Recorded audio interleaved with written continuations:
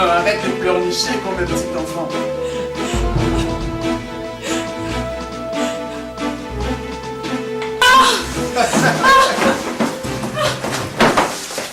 Tout fonctionnaire ou officier public, toute personne chargée d'un service public ou toute personne agissant sur son ordre ou son instigation ou avec son consentement exprès ou tacite qui aura intentionnellement infligé à une personne une douleur ou des souffrances aiguës, physiques ou mentales, aux fins d'obtenir d'elle ou d'une tierce personne des renseignements ou des aveux, de la punir d'un acte qu'elle ou une tierce personne a commis ou est soupçonnée d'avoir commis, de l'intimider ou de faire pression sur elle, ou d'intimider ou de faire pression sur une tierce personne, ou pour tout autre motif fondé sur une forme de discrimination, quelle qu'elle soit, sera puni de 5 à 10 ans de servitude pénale principale et d'une amende de 50 000 francs congolais à 100 000 francs congolais.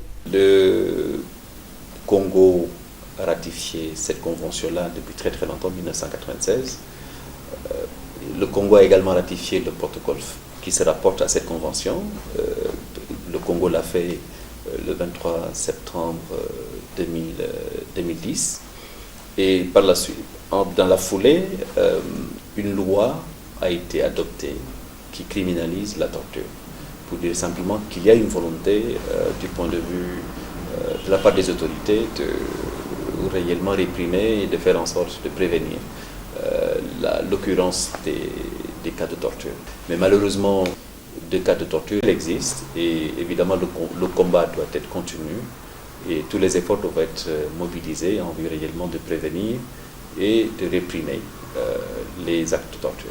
Il n'y a aucune situation de conflit qu'on peut justifier le recours à la torture de façon très claire. Et notre mandat en tant que bureau conjoint des Nations Unies aux droits de l'homme en RDC est de travailler avec les autorités pour faire en sorte d'avoir un niveau réellement de respect des droits de l'homme, en renforcer les capacités aussi des forces de sécurité, la police par les formations, les forces armées et tous les services de l'État qui réellement pourraient être impliqués dans ces cas de torture pour parvenir à un niveau de comportement qui soit réellement conforme à ce qu'on attend d'eux.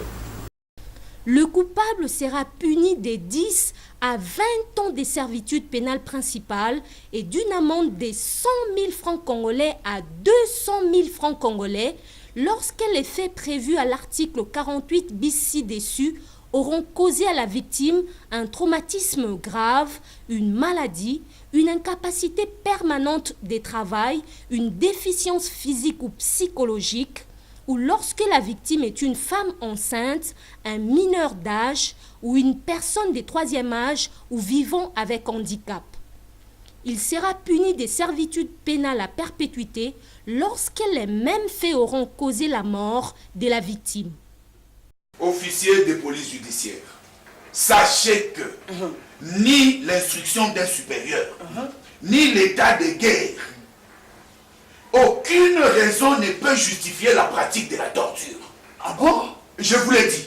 Et là, vous êtes en état d'arrestation. Oh, mais monsieur le procureur, l'ordre est venu d'en haut. Voilà ce que j'ai fait de votre procès verbal.